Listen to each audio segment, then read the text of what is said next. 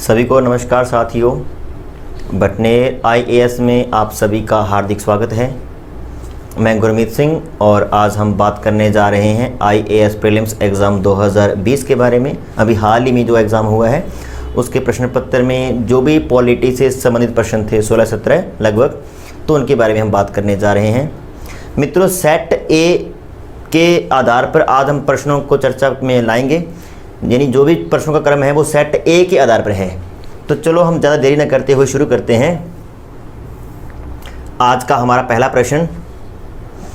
प्रश्न है कि राज्यसभा की लोकसभा के समान शक्तियां किस क्षेत्र में हैं। राज्यसभा और लोकसभा दोनों की शक्तियां समान और 4 क्षेत्र दिए हुए हैं और पूछा गया कौन सा क्षेत्र है। पहला उत्तर है कि नई अखिल भारतीय सेवाएं गठित करने के विषय में। तो देखिए मित्रों, अखिल भारतीय सेवाएं जो गठित की जाती है, ऑल इंडिया सर्विसेज की अगर हम बात करते हैं, वर्तमान में 3 ऑल इंडिया सर्विसेज हैं, कार्यरत हैं, आईएएस, आईपीएस और आईएफएस। इसके अलावा अगर चौथी किसी अखिल भारतीय सेवा का गठन करना है तो दोनों सदनों की शक्तियां समान नहीं हैं। आर्टिकल 312 राज्यसभा को ये शक्ति प्रदान करता है कि अगर किसी नई अखिल भारतीय सेवा का गठन करना है तो इसके लिए पहल केवल और केवल राज्यसभा ही कर सकती है। लोकसभा अपनी सहमति असहमति प्रकट कर सकती है, वो अलग बात है, लेकिन लोकसभा किसी भी अखिल भारतीय सेवा को शुरू करने के लिए प्रस्ताव नहीं ला सकती। तो यानी कि इस क्षेत्र में तो दोनों की शक्तियां समान नहीं हैं। तो पहला कथन तो गलत हो जाएगा। दूसरा, संविधान में संशोधन करने के विषय में, और मित्रों ये उत्तर यहाँ पर सही है। देखिए, अगर हम प्रस्तावों को, यानी कि बिल जो होते हैं जो संसद में लाए जाते हैं, उनको अगर हम मोटे तौर पे बांटें तो 3 प्रकार के होते हैं। पहला होता है साधारण विधेयक, दूसरा होता है वित्त विधेयक, मनी बिल, और तीसरा होता है संविधान संशोधन विधेयक।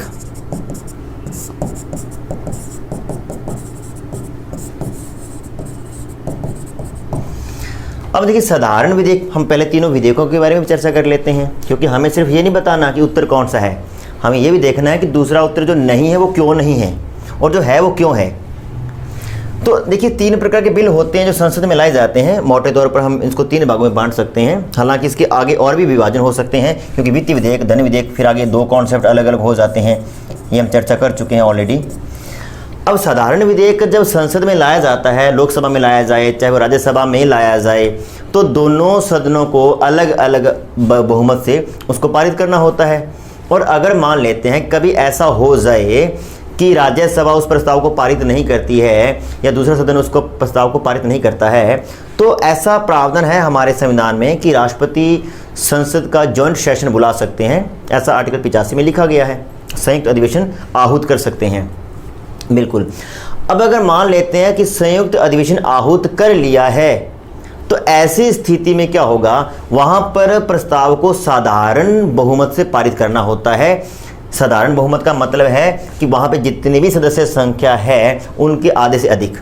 और हमें इस बारे में पता है कि लोकसभा की सदस्य संख्या 545, लगभग 543 कह सकते हैं, क्योंकि 2 एंग्लो इंडियन का जो आरक्षण था उसको हाल ही में समाप्त कर दिया गया है, और राज्यसभा की 245, यानी कि अगर मोटे तौर पे देखा जाए तो लगभग दुगनी संख्या है लोकसभा की।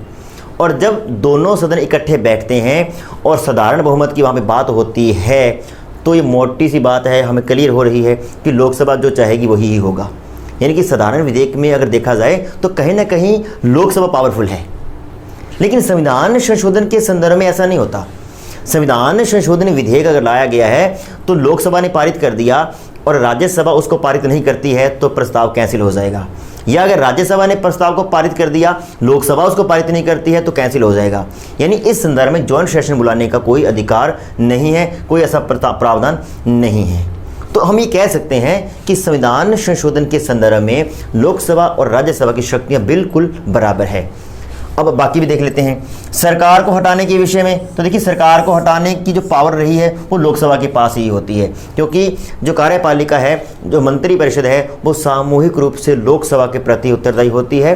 राज्यसभा का डायरेक्टली इसमें कोई रोल नहीं होता। तो यहाँ हम कह सकते हैं कि लोकसभा और राज्यसभा की शक्तियाँ अलग अलग हैं। कटौती प्रस्ताव हमेशा लोकसभा में ही लाए जाते हैं, राज्यसभा में कभी भी कोई कटौती प्रस्ताव नहीं लाया जाता। तो हमें कह सकते हैं कि जो ऑप्शन बी है इसमें लोकसभा और राज्यसभा की शक्तियां बिल्कुल बराबर होती है। अब यहाँ पे हमने दो प्रस्तावों की बात कर ली, इसके बाद है वित्त विधेयक।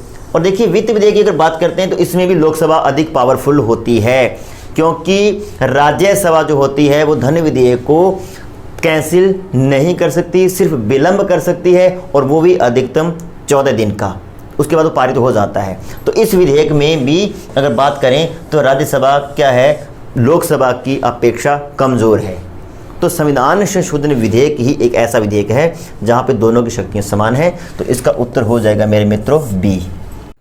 इस लेसन में आगे बढ़ने से पहले एक बहुत ही महत्वपूर्ण और संक्षिप्त जानकारी आप सब लोगों के लिए। बटनेर आईएएस ऐप पर हमारे ये तमाम क्वालिटी कोर्सेज इस वक्त मौजूद हैं, जिनमें इंडियन पॉलिटी का कंप्लीट कोर्स, सीसेट 2021 का कंप्लीट कोर्स और एनवायरनमेंट एंड इकोलॉजी का कंप्लीट कोर्स हमारे प्रीमियम कोर्सेज हैं। बाकी के कोर्सेज आप यहां पर देख पा रहे हैं। यहां पर हम बात करने वाले हैं सीसेट 2021 के कोर्स के बारे में। इसका प्राइस क्या है, इसके कंटेंट्स क्या है, क्या क्या कुछ आपको मिलने वाला है सीसेट 2021 के कोर्स के तहत। तो दोस्तों ये जो कोर्स है इसके अंदर आपको 110 रिकॉर्डेड वीडियोस मिलने वाले हैं। ऑलरेडी ये वीडियोस रिकॉर्ड किए जा चुके हैं, पीडीएफ्स आप लोगों के लिए ऑलरेडी मौजूद है। और ये जो कोर्स है ये बाइलिंगुअल कोर्स है।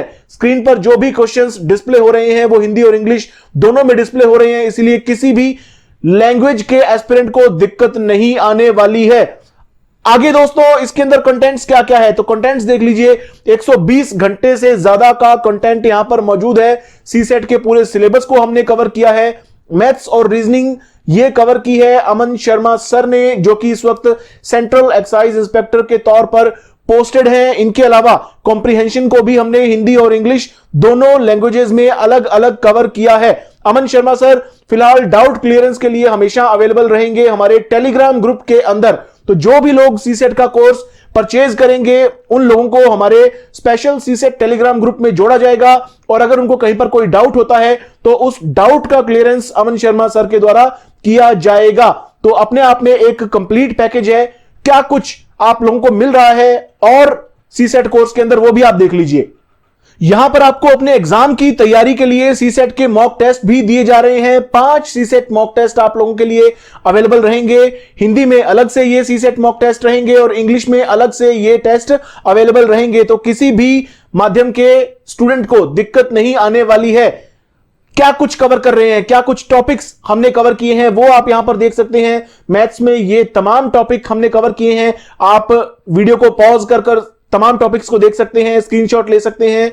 ये सभी टॉपिक्स मैथ्स के अंदर कवर किए गए हैं। इसके अलावा ये सारे टॉपिक्स हमने रीजनिंग के अंदर कवर किए हैं। आप वीडियो को पॉज कीजिए, स्क्रीनशॉट लीजिए, आराम से सभी टॉपिक्स को देखिए। ये पूरा का पूरा सिलेबस मैथ्स और रीजनिंग का है, ठीक है। और इस तरह से कुछ हम करते हैं। ऊपर इंग्लिश में क्वेश्चन रहता है, साथ ही वही क्वेश्चन हिंदी में भी रहता है। विंडो में यहां पर आपको अपने टीचर मिलते हैं और साइड में क्वेश्चन को हल किया जाता है, सॉल्व किया जाता है। तो इस तरह से आपको कुछ हम ये कवरेज देते हैं। और इसी तरह से दोस्तों जो कॉम्प्रिहेंशन है, जिसको हिंदी में बोधगम्यता कहते हैं, उसको भी हिंदी और इंग्लिश दोनों में कवर किया गया है, ठीक है। कॉम्प्रिहेंशन की वीडियोस तो हमने अलग अलग बनाई हैं, हिंदी की वीडियो अलग और इंग्लिश की वीडियो अलग। तो अपने आप में एक कंप्लीट पैकेज है, आपको कहीं पर कोई दिक्कत नहीं आने वाली है। और अंत में इसका प्राइस आप देख लीजिए दोस्तों। ओरिजिनल प्राइस आप देख पा रहे हैं 1800 रुपए लगभग है, लेकिन प्रेजेंट इफेक्टिव प्राइस जो है वो 799 है, यानी कि 800 रुपए से कम में आप इस कोर्स को प्राप्त कर लेंगे। और हमारा यह दावा है कि पूरे भारत में यह सबसे अफोर्डेबल क्वालिटी सीसेट कोर्स है। तो ये तमाम जानकारियां आपको इस कोर्स के बारे में दी गई हैं, और ये जो कोर्स है ये आपको हमारी ऐप पर मिलने वाला है, बटनेर आईएएस ऐप, जिसको कि आप गूगल प्ले स्टोर से डाउनलोड कर सकते हैं। साथ ही साथ आप अपने लैपटॉप पर भी हमारा ये कोर्स देख सकते हैं, हमारी तमाम वीडियोस देख सकते हैं। जैसे कि आपको पहले जानकारी दी गई है, यहां पर आपको एक बार फिर से दिखा देता हूं। www.batnerias.com पर जाकर आप लैपटॉप पर भी हमारी वीडियोस को देख सकते हैं। और ये कोर्स मोबाइल पर आपको केवल हमारी ऐप में मिलेगा। धन्यवाद दोस्तों। नेक्स्ट अगला प्रश्न देखते हैं। संसद सदस्य स्थानीय क्षेत्र विकास योजना यानी कि एमपी लैट्स के अंतर्गत निधियों के संदर्भ में निम्नलिखित कथनों में से कौन सा या कौन से सही हैं। 4 ऑप्शन दिए हैं एमपी लेट्स के संदर्भ में और अपने को देखना है कौन सा सही है या कौन सा गलत है। पहला है एमपी लेट्स निधियाँ टिकाऊ परिसंपत्तियों जैसे स्वास्थ्य, शिक्षा आदि की भौतिक आधारभूत संरचनाओं के निर्माण में ही प्रयुक्त हो सकती है। बिल्कुल ये सही है। जो शिक्षा है, स्वास्थ्य है, ये बहुत सारे क्षेत्र हैं, इसमें ही प्रयुक्त हो सकती है। दूसरा, प्रत्येक सांसद की निधि का एक निश्चित अंश अनुसूचित जाति, जनजाति, जनसंख्या के लाभार्थी के लिए प्रयुक्त होना आवश्यक है। ये भी बिल्कुल सही है। कुछ एक ऐसा हिस्सा होता है जो SC ST के विकास के लिए अलग से खर्च किया जाता है। तीसरा, एमपी लेट्स निधियाँ वार्षिक आधार पर स्वीकृत की जाती है और अप्रयुक्त निधि को अगले वर्ष के लिए अग्रेणित नहीं किया जा सकता। तो देखिए, बजट जो होता है, बजट अगर एक वित्तीय वर्ष में यानी कि 1 अप्रैल से लेकर 31 मार्च तक जितना भी यूज हो गया, बाकी जो धन बच गया है वो लैप्स हो जाता है, वो अग्रेणित नहीं होता। लेकिन अगर हम बात करते हैं एमपी लेट्स की, तो इसकी ये विशेषता है कि एमपी लेट्स में जो भी बची हुई राशि है वो अगले वर्ष के लिए ट्रांसफर हो जाती है। तो अग्रेणित नहीं किया जा सकता, तो ये कथन गलत हो जाएगा। अग्रेणित किया जा सकता है, लैप्स नहीं होती कभी भी, यानी तीसरा कथन गलत हो जाएगा।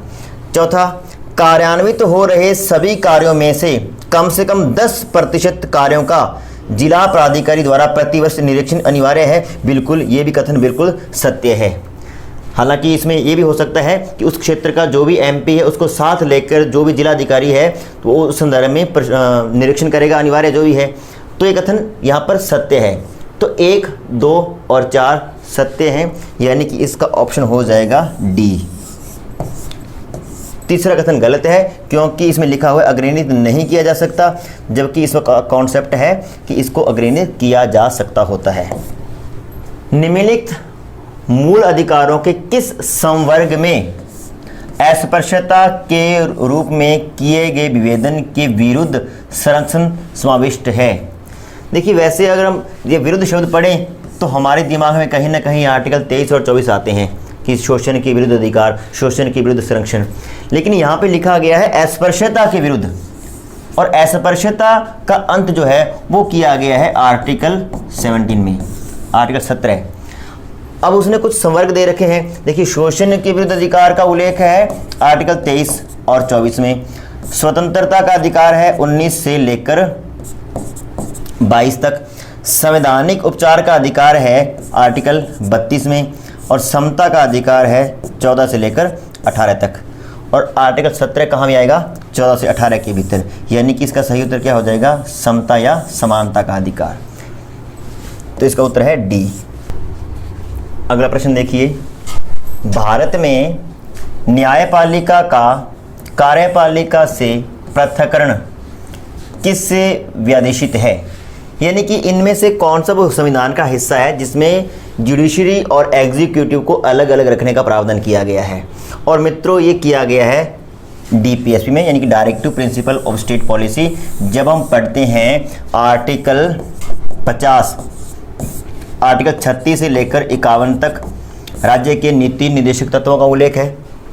और इसमें से जब हम आर्टिकल 50 को पढ़ते हैं तो उसमें स्पष्ट शब्दों में लिखा गया है कि राज्य कार्यपालिका तथा न्यायपालिका को पृथक पृथक रखेगा, और यही पूछा गया है। तो इसका उत्तर हो जाएगा DPSP, यानी कि राज्य की नीति के निदेशक तत्व। अगला प्रश्न देखिए, वित्त मंत्री संसद में बजट प्रस्तुत करते हुए उसके साथ अन्य प्रलेख भी प्रस्तुत करते हैं जिसमें बृहद आर्थिक रूपरेखा भी सम्मिलित है। यह पूर्वोक्त प्रलेख निम्न आदेशन के कारण प्रस्तुत किया जाता है। देखिए, जब भी बजट रखा जाता है संसद में, वित्त मंत्री ही बजट को रखते हैं, राष्ट्रपति बजट को रखवाते होते हैं। तो जब वो बजट रखते हैं तो उसके साथ एक और प्रलेख होता है, बृहद आर्थिक रूपरेखा विवरण, the macro economic framework statement, ये रखा जाता है। एक पर्सन हमसे ये पूछ रहा है कि ये किस आधार पर रखा जाता है। निम्न में से 4 फैक्ट दे रखे हैं, इसके रखने के पीछे कौन सा कारण काम करता है, हम देखते हैं। पहला, चिरकालिक संसदीय परंपरा के कारण। नहीं, ऐसी कोई परंपरा तो नहीं है, कोई परंपरा के कारण तो नहीं रखा जाता, बिल्कुल नहीं। भारत के संविधान के अनुच्छेद 112 तथा अनुच्छेद 110 के कारण, देखिए 112 में हालांकि वार्षिक वित्तीय विवरण का उल्लेख है, वार्षिक वित्तीय विवरण, और वार्षिक वित्तीय विवरण का मतलब है बजट। हमारे संविधान में कहीं पर भी बजट शब्द का उल्लेख नहीं है, उसके लिए आर्टिकल 112 में वार्षिक वित्तीय विवरण का उल्लेख है। तो हम ये तो समझ सकते हैं कि बजट प्रस्तुत किया जाता है वो तो 112 के तहत किया जाता है, कोई दिक्कत नहीं है। लेकिन वो पूछ रहा है कि बृहद आर्थिक रूपरेखा विवरण जो सम्मिलित है इसके साथ, वो किस बेस पे रखा जाता है, तो ये इसका उत्तर नहीं होगा। तीसरा, भारत के संविधान के अनुच्छेद 113 के कारण, बिल्कुल नहीं। राजकोषीय उत्तरदायित्व एवं बजट प्रबंधन अधिनियम 2003 के प्रावधानों के कारण, तो ये उसका बिल्कुल सही उत्तर है। राजकोषीय उत्तरदायित्व एवं बजट प्रबंधन अधिनियम 2003 में ऐसे कुछ प्रावधान हैं जिसके कारण बृहद आर्थिक रूपरेखा विवरण को बजट के साथ मिलाकर प्रस्तुत किया जाता है, सम्मिलित रहता है। तो इसका उत्तर क्या हो जाएगा मित्रों? डी। छठे प्रश्न का उत्तर है डी। अगला प्रश्न, परिभाषा से संवैधानिक सरकार का क्या अर्थ है? कॉन्स्टिट्यूशनल गवर्नमेंट का क्या मतलब है? देखिए, विधानमंडल द्वारा सरकार मान सकते हैं बिल्कुल, क्योंकि विधानमंडल है तो मान के चलना होगा कि संवैधानिक सरकार है। लेकिन हम यहाँ पे आकर इस ऑप्शन को टिक करके आगे नहीं बढ़ सकते, क्योंकि अभी 3 ऑप्शन और हमारे पास पड़े हैं और हो सकता है कि इससे भी बेटर ऑप्शन यहाँ पे हमें मिल सके।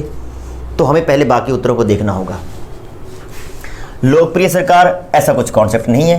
देखिए, ये होने की संभावना है लेकिन ये नहीं है। बहुदलीय सरकार का कॉन्स्टिट्यूशनल गवर्नमेंट से कोई संबंध नहीं है। सीमित सरकार, लिमिटेड गवर्नमेंट, ये कहीं ना कहीं है बिल्कुल। और अगर विधानमंडल द्वारा सरकार और लिमिटेड गवर्नमेंट की तुलना करें तो ये ऑप्शन अधिक बेटर है, यानी कि सीमित सरकार ही संवैधानिक सरकार है, जहां पे सरकार को सीमित करने के लिए कुछ कॉन्स्टिट्यूशनल प्रावधान किए गए हैं, कुछ अन्य कानून बनाए गए हैं। तो सरकार सीमित है तभी तो नागरिकों को अधिक अधिकार मिल सकेंगे। तो सीमित सरकार ही क्या है? संवैधानिक सरकार है, यानी कि संवैधानिक सरकार ही क्या है? सीमित सरकार है। तो ये इसका सबसे अच्छा उत्तर है, सीमित सरकार, यानी कि इसका प्रश्न का उत्तर हो जाएगा डी। हालांकि अगर सीमित सरकार ऑप्शन में नहीं है, इन तीनों में से हमें कोई एक चूज करना है, तब ये उत्तर होगा, तब इसको मानना पड़ेगा। लेकिन चूंकि इससे बेटर ऑप्शन हमारे पास पड़ा है तो हम इसको टिक करने की रिस्क नहीं ले सकते। तो उत्तर है डी। अगला प्रश्न देखते हैं, मूल अधिकारों के अतिरिक्त भारत के संविधान का निम्नलिखित में से कौन सा भाग मानवाधिकारों की सार्वभौम घोषणा 1948 के सिद्धांतों एवं प्रावधानों को प्रतिबिंबित करता है? देखिए, ह्यूमन राइट की अगर हम बात करते हैं, मानवाधिकार की बात करते हैं, तो हमारे फंडामेंटल राइट्स इसकी पूरे तरीके से व्याख्या करते हैं। यानी सभी जो फंडामेंटल राइट्स हमारे हैं वो अपने आप में ह्यूमन राइट भी हैं। लेकिन प्रश्न ये कह रहा है कि इसके अलावा फंडामेंटल राइट के कॉन्सेप्ट को छोड़ दो तो इनमें से, इन तीनों में से कौन सा या कौन से भाग हैं, कौन से अंग हैं जो ह्यूमन राइट की संकल्पना को प्रतिबिंबित करते हैं? हम देखते हैं उद्देशिका। देखिए, हमारी प्रियम्बल, और देखिए प्रियम्बल में बिल्कुल सामाजिक, आर्थिक, राजनीतिक न्याय की बात लिखी गई है, विचार, अभिव्यक्ति, विश्वास, धर्म, उपासना की स्वतंत्रता की बात लिखी गई है, बंधुता की भावना लिखी गई है। तो बिल्कुल हम मान सकते हैं कि जो हमारी प्रियम्बल है वो ह्यूमन राइट के कॉन्सेप्ट पर खरी उतरती है, बिल्कुल। दूसरा, राज्य के नीति निर्देशक तत्व, बिल्कुल, क्योंकि इसमें भी आर्टिकल जो 38 है वो सामाजिक, आर्थिक, राजनीतिक न्याय का उल्लेख करता है। आर्टिकल 41 लोगों को काम देने का, शिक्षा देने का और लोक सहायता उपलब्ध करने का अधिकार है, देता है। आर्टिकल 42 जिसमें राज्य क्या है, नागरिकों को कार्य करने के लिए न्याय संगत और मानवोचित दशाएं उपलब्ध करवाएगा। यानी बहुत सारे प्रावधान हैं। राज्य के नीति निर्देशक तत्व तो वाकई ही ह्यूमन राइट है। और उसके बाद मूल कर्तव्य, और मूल कर्तव्य में भी ऐसे प्रावधान हैं। सभी माता पिता अपने बच्चों को जो कि 6 से 14 आयु वर्ष के हैं उनके लिए शिक्षा की व्यवस्था करेगा, बिल्कुल। तो ऐसे बहुत सारे इसमें बातें हैं जो कहीं ना कहीं ह्यूमन राइट के कॉन्सेप्ट पे खरी उतरती है। तो इसका मतलब ये तीनों ही जो चीज़ें हैं उनमें कहीं ना कहीं ह्यूमन राइट का उल्लेख है। तो इसका उत्तर हो जाएगा मित्रों 1, 2, 3 यानी कि डी। मैं आपको पहले भी बता चुका हूं कि जो फंडामेंटल राइट हैं वो अपने आप में कॉन्स्टिट्यूशनल राइट होते हैं और जो फंडामेंटल राइट हैं वो अपने आप में ह्यूमन राइट भी होते हैं।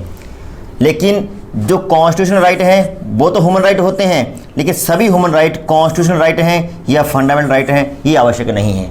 यानी कि इसका जो डायग्राम बनेगा ये फंडामेंटल राइट है, इसके बाहर हो जाएंगे कॉन्स्टिट्यूशनल राइट और इसके बाहर हो जाएंगे मित्रों ह्यूमन राइट। सभी मूल अधिकार संवैधानिक अधिकार भी हैं, मानवाधिकार भी हैं। सभी संवैधानिक अधिकार मानवाधिकार तो हैं, लेकिन सभी संवैधानिक अधिकार मूल अधिकार नहीं है। सभी मानवाधिकार न तो संवैधानिक अधिकार है और न ही मूल अधिकार है। तो आप समझ गए होंगे शायद इस चीज़ से। तो इसका हमारा जो उत्तर है वो है 1, 2, 3, यानी कि preamble, directive principle of state policy और फंडामेंटल ड्यूटीज तीनों में ही ह्यूमन राइट का कॉन्सेप्ट सन्निहित है, प्रतिबिंबित होता है। नेक्स्ट देखिए, भारत में विधिक सेवा प्रदान करने वाले प्राधिकरण निम्नलिखित में से किस प्रकार के नागरिकों को निःशुल्क विधिक सेवाएं प्रदान करते हैं। देखिए, इसको पढ़ने से पहले हम देख लेते हैं कि विधिक सेवा प्राधिकरण अधिनियम, विधिक सेवा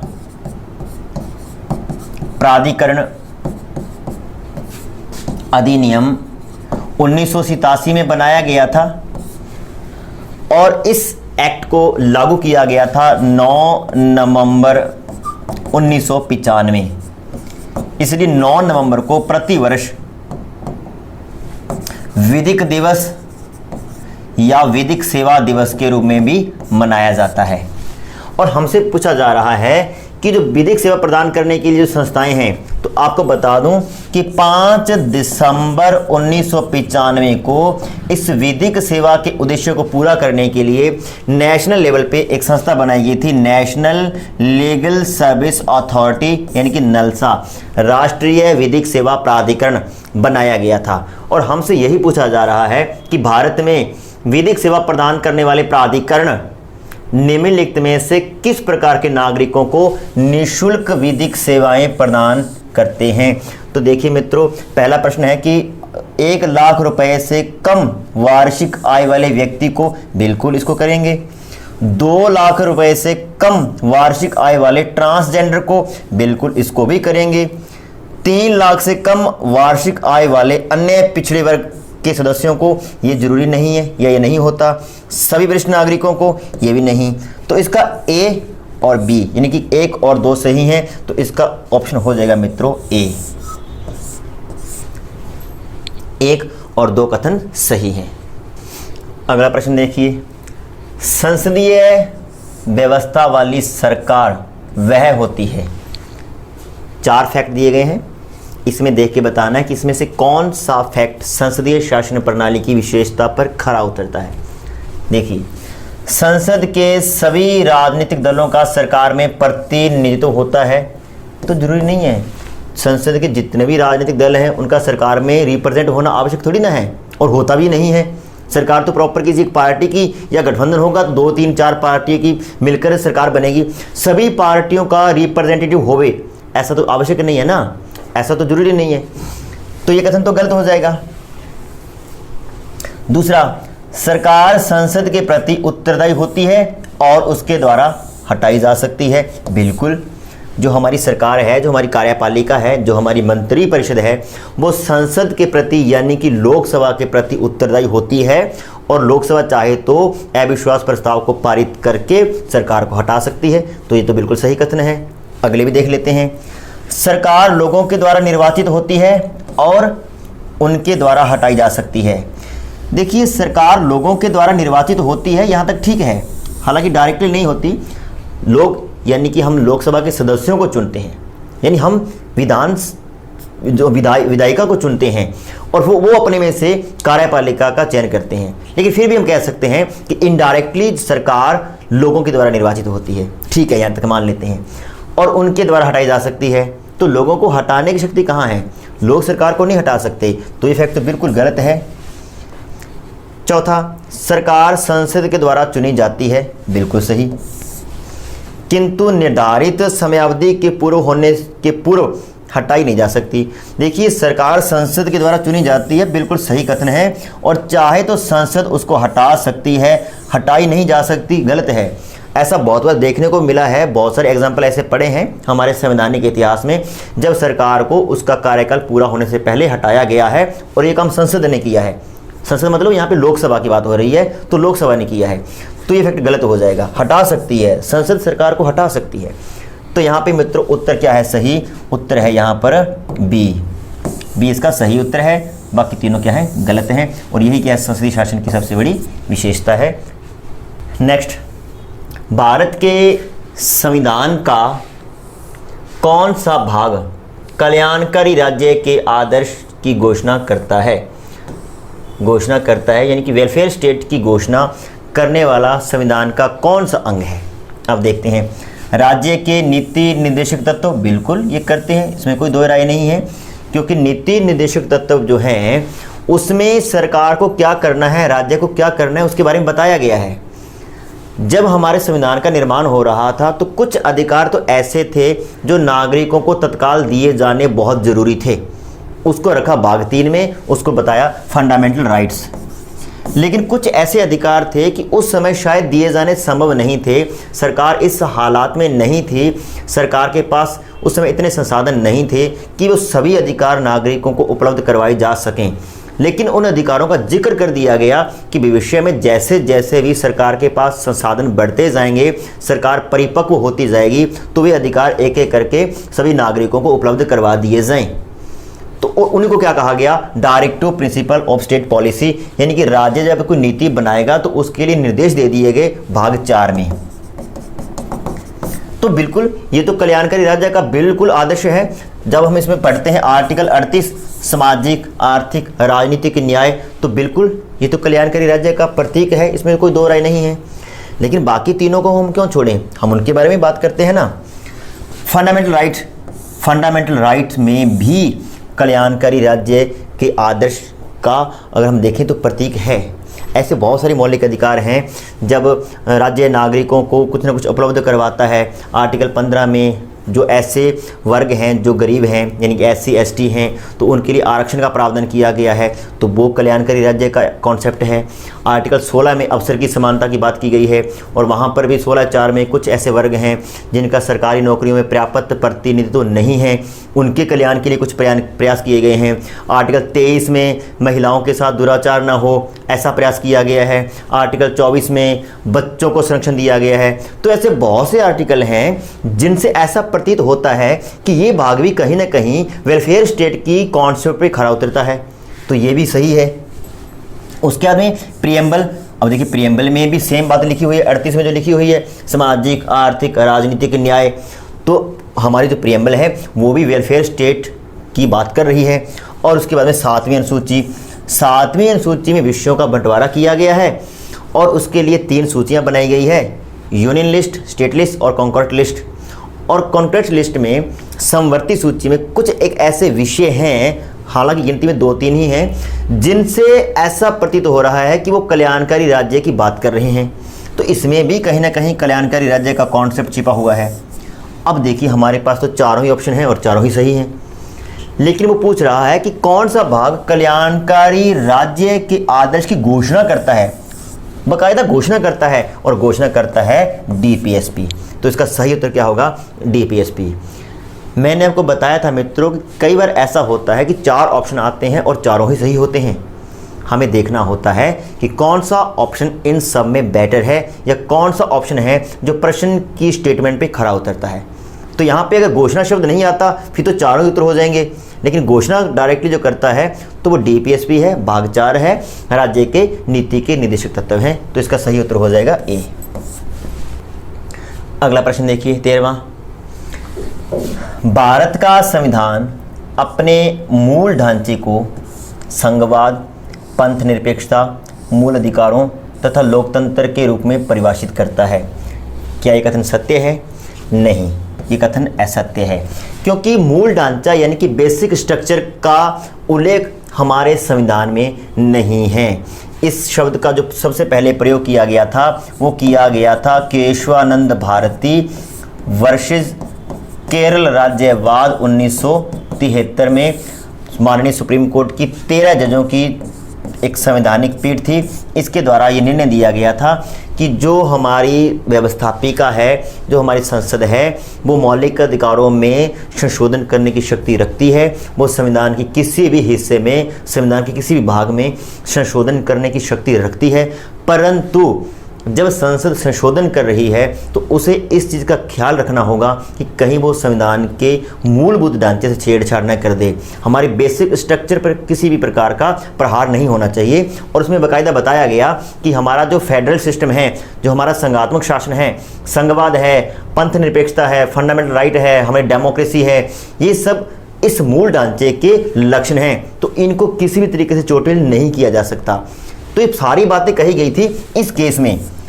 कॉन्स्टिट्यूशन में इस संदर्भ में कोई प्रावधान नहीं है, तो ये कथन अपने आप में गलत है।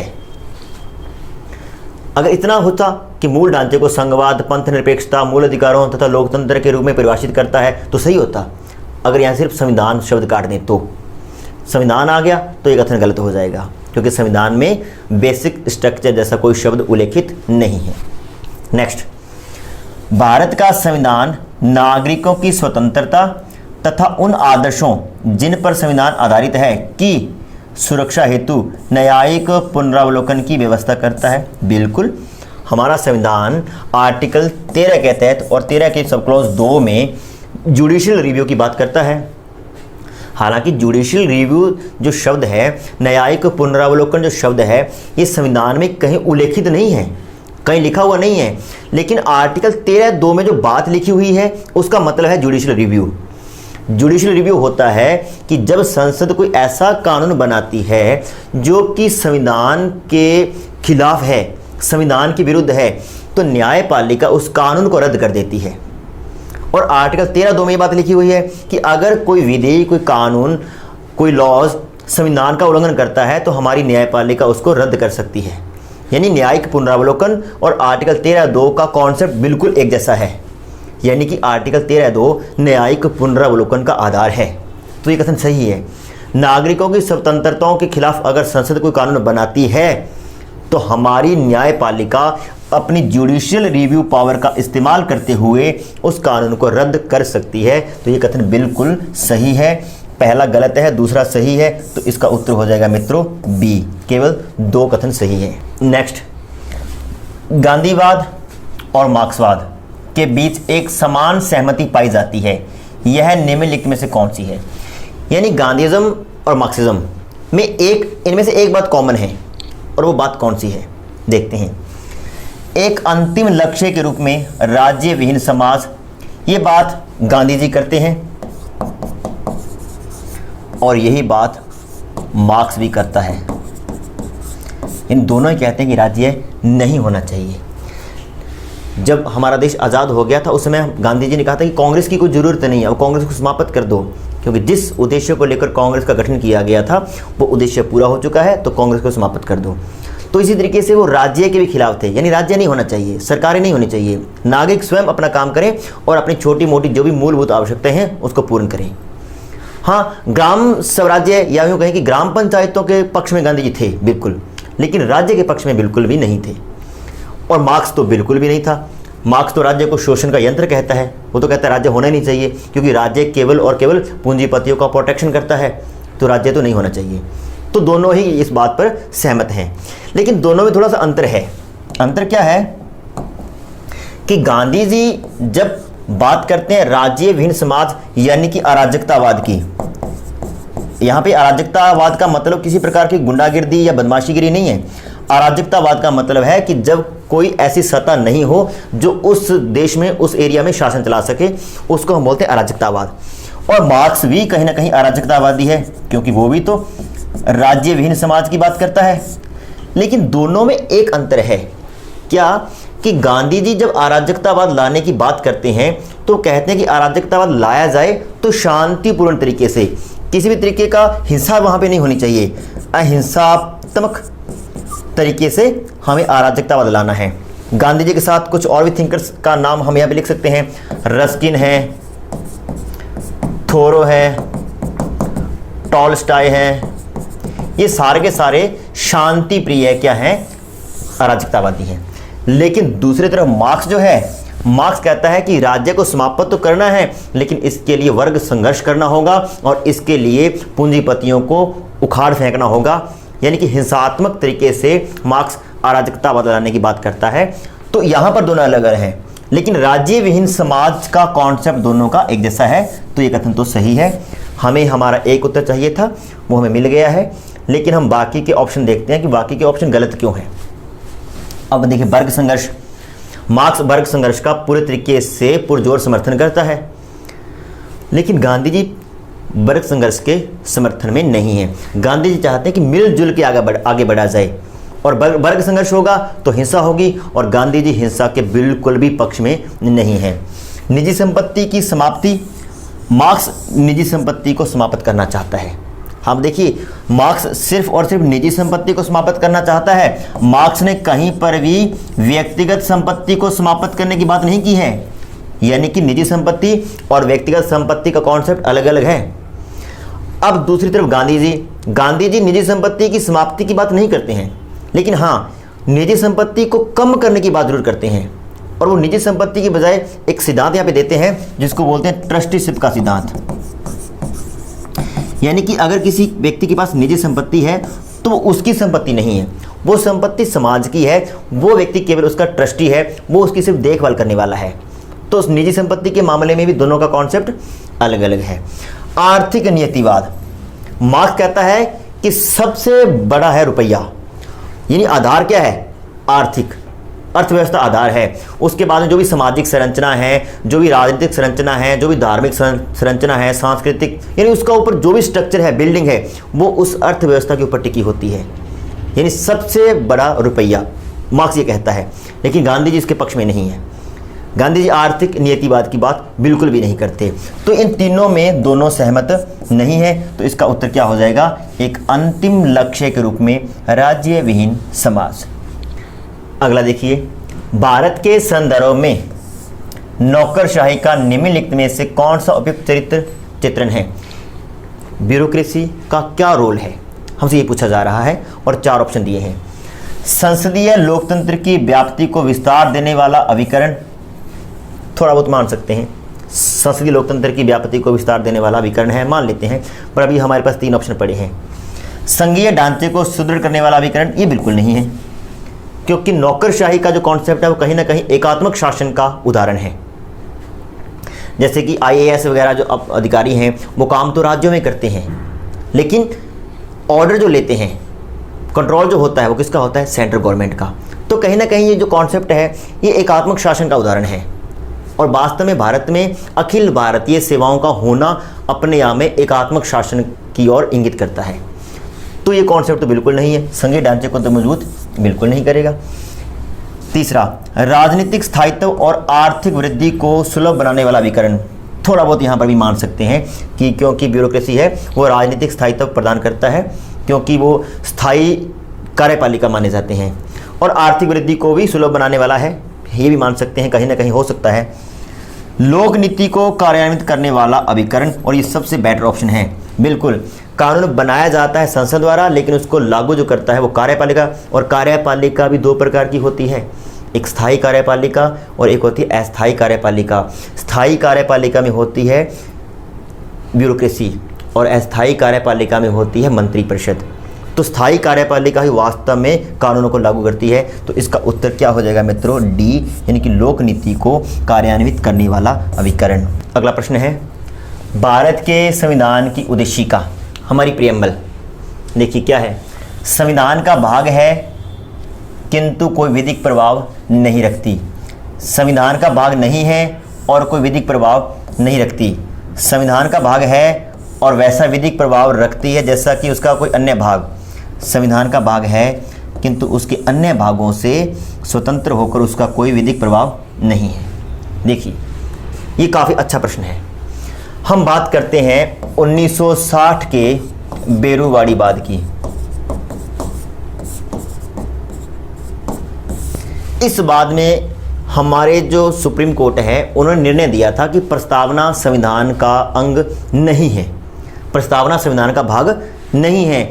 और जब प्रस्तावना संविधान का भाग नहीं है तो प्रस्तावना कोई विधिक प्रभाव नहीं रखती और इसमें न ही किसी प्रकार का कोई संशोधन किया जा सकता है, क्योंकि बेरवाड़ीवाद के तहत भारत का कुछ क्षेत्र पाकिस्तान को देना निश्चित हुआ था।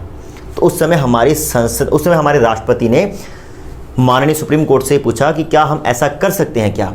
तो इसको चैलेंज किया गया था इस आधार पर कि हमारी प्रस्तावना में एक शब्द है एकता, अखंडता, एकता। तो ये अपना जो भारत का कुछ एरिया है हम पाकिस्तान को या किसी अन्य देश को देते हैं, तो कहीं ना कहीं हमारे जो एकता का जो कॉन्सेप्ट है, जो भारत की राष्ट्रीय एकता है, वो प्रभावित होती है। और चूंकि हमारी प्रस्तावना में ऐसा लिखा हुआ है तो हमें ऐसा नहीं करना चाहिए, ये चैलेंज किया गया। तो न्यायपालिका ने इसको परिभाषित किया कि देखिए प्रस्तावना संविधान का अंग नहीं है, और अगर नहीं है तो ये कोई विधिक प्रभाव नहीं रखती है और न ही इसमें किसी भी प्रकार का कोई संशोधन किया जा सकता है। लेकिन उसके बाद में 1973 में, जैसे हमने पहले बात कर रखी है, केशवानंद भारती केस आता है और इस वाद में, इस केस में माननीय सुप्रीम कोर्ट ने ये कहा कि प्रस्तावना संविधान का अंग है, प्रस्तावना संविधान का भाग है और भाग है तो इसमें संशोधन भी किया जा सकता है और ये विधिक प्रभाव भी रखेगी। अब देखिए, प्रस्तावना संविधान का भाग है, इस पर हम रिस्क ले सकते हैं। प्रस्तावना संविधान का भाग नहीं है, यानी बी तो बिल्कुल गलत है। प्रस्तावना संविधान का भाग है, प्रस्तावना संविधान का भाग है, यानी 3 फैक्ट तो ये बिल्कुल सही है। अब देखिए, वो विधिक प्रभाव रखती है कि नहीं रखती है। ये कहता है कि किंतु कोई विधिक प्रभाव नहीं रखती है, तो गलत हो जाएगा और ये तो गलत है ही। अब ये देखिए, वैसा ही विधिक प्रभाव रखती है जैसा कोई उसका अन्य भाग, तो ऐसा भी नहीं है। विधिक प्रभाव तो रखती है, लेकिन प्रस्तावना का विधिक प्रभाव लिमिटेड होता है, सीमित होता है। कैसे? उसके अन्य भागों से स्वतंत्र होकर उसका कोई विधिक प्रभाव नहीं है। बिल्कुल, उसके जो अन्य भाग है संविधान के, अगर उससे उसको अलग कर दें, तोड़ दें, तो उसका अपने आप में कोई विधिक प्रभाव नहीं है। उनके साथ उसको सुमेलित करके पढ़ा जाए, उसके साथ अटैच करके पढ़ा जाए, तो प्रस्तावना का विधिक प्रभाव बाकायदा रहेगा। तो इसका उत्तर हो जाएगा मित्रों यहाँ पर डी। अगला प्रश्न देखते हैं। भारत के संविधान के भाग 4 में अंतर्विष्ट प्रावधानों के संदर्भ में निम्नलिखित कथनों में से कौन सा या कौन से सही हैं? भाग 4, पहले तो हमें ये पता होना चाहिए भाग 4 क्या है। अगर हमें भाग 4 नहीं पता तो प्रश्न को आगे पढ़ने का फ़ायदा ही नहीं है, क्योंकि जब तक हमें भाग 4 का कॉन्सेप्ट नहीं पता होगा तो हम इनका उत्तर नहीं दे सकते। पहले हमें भाग 4 के बारे में पता होना चाहिए। और भाग 4 में लिखा है directive principle of state policy, यानी कि डीपीएसपी के बारे में लिखा हुआ है। और डीपीएसपी के बारे में जब हम बात करते हैं, उसमें पहले हम ऑप्शन देखते हैं। वे न्यायालयों द्वारा परिवर्तनीय होंगे? नहीं होंगे, क्योंकि लिखा हुआ है आर्टिकल 37 में कि नीति निर्देशक तत्व वाद योग्य नहीं है। यानी कि अगर राज्य नीति निर्देशक तत्वों का पालन नहीं कर रहा है, जो सुविधाएं, जो प्रावधान नीति निर्देशक तत्वों में कर रखे हैं वो नागरिकों को उपलब्ध नहीं करवाए जा रहे हैं, तो राज्य को इस आधार पर कोर्ट में चैलेंज नहीं किया जा सकता। हालांकि मूल अधिकार की अगर बात करें तो मूल अधिकार वाद योग्य हैं और वो न्यायालय द्वारा परिवर्तनीय भी होंगे। क्यों? क्योंकि अगर राज्य हमें मौलिक अधिकार उपलब्ध नहीं करवा रहा है तो हम इसको कोर्ट में चैलेंज कर सकते हैं, लेकिन डीपीएसपी के बारे में ऐसा उल्लेख नहीं है। तो ये कथन तो गलत हो जाएगा। वे किसी भी न्यायालय द्वारा परिवर्तनीय नहीं होंगे। हाँ, किसी भी न्यायालय द्वारा, चाहे वो हाई कोर्ट है, सुप्रीम कोर्ट है, जिला कोर्ट है, सेशन कोर्ट है, कोई भी है, किसी भी न्यायालय द्वारा परिवर्तनीय नहीं होंगे। सत्य कथन है। इस भाग में अधिकथित सिद्धांत राज्य के द्वारा कानून बनाने को प्रभावित करेंगे? बिल्कुल, क्योंकि लिखा गया है आर्टिकल 37 में ही लिखा गया है कि नीति निर्देशक तत्व वाद योग्य तो नहीं है, खैर, लेकिन जब राज्य को कोई नीति बनानी होगी, कोई कानून बनाना होगा, कोई अधिनियम बनाना होगा, तो वो इस भाग को फॉलो जरूर करेगा, यानी कि डीपीएसपी को फॉलो जरूर करेगा। यानी कि डीपीएसपी जो है वो राज्य के लिए नीतियां बनाने का आधार है, बेस है, मटेरियल है। तो ये कथन सही है। तो 2 और 3 सही है, तो इसका उत्तर हो जाएगा मित्रों डी। पहला कथन गलत है, दूसरा और तीसरा सही है। नेक्स्ट देखते हैं अगला प्रश्न। भारत के संविधान के अनुसार कोई भी ऐसा व्यक्ति जो मतदान के लिए योग्य है किसी राज्य में 6 माह के लिए मंत्री बनाया जा सकता है, तब भी जबकि वह उस राज्य की विधानमंडल का सदस्य नहीं है। देखिए, ये थोड़ा सा पेचीदा कॉन्सेप्ट दे दिए इन्होंने। 2 बातें हैं, लेकिन एक को क्लियर कर दिया गया, लेकिन एक क्लियर नहीं है। अब ये कहता है कि मतदान के लिए योग्य, मतदान के लिए योग्य मतलब 18 वर्ष का कोई व्यक्ति है, पंजीकृत मतदाता है, तो मतदान के योग्य है।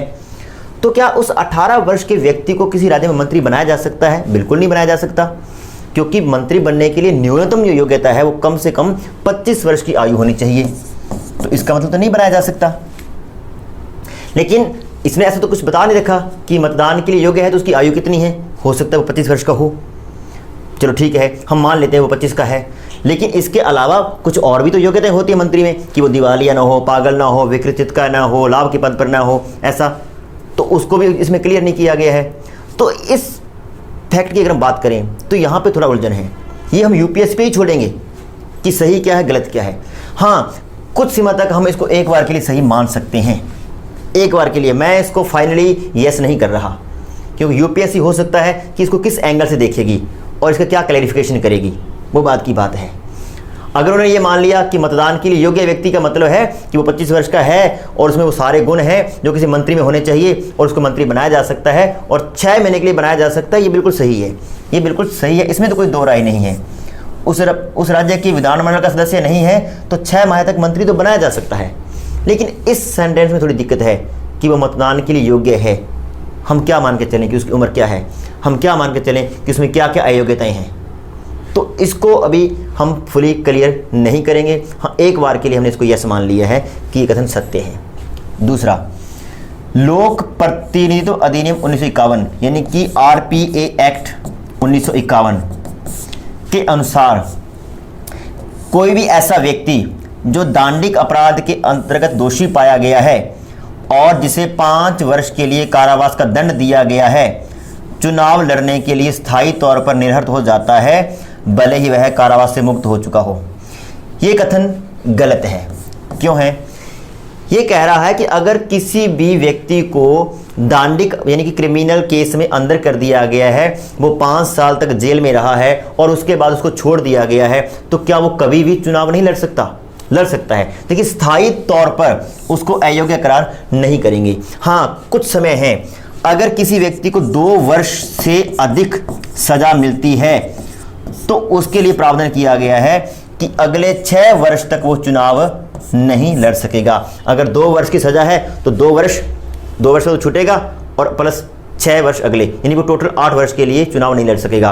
किसी व्यक्ति को 5 साल की कैद हो गई है तो 5 + 6 11, तो वो 11 वर्ष तक चुनाव नहीं लड़ सकेगा। 5 साल जेल में है और अगले 6 साल उस पर ये जो है कह सकते हैं कि औपचारिकता रहेगी कि वो चुनाव नहीं लड़ सकता। तो 6 वर्ष है, स्थायी तौर पर हम किसी भी व्यक्ति को इस आधार पर अयोग्य करार नहीं कर सकते। तो ये कथन यहाँ पर गलत है। तो कथन केवल एक सही है, तो इसका उत्तर हो जाएगा ए, यानी कि पहला। नेक्स्ट, और आज के इस प्रश्न पत्र का ये पॉलिटी का अंतिम प्रश्न है।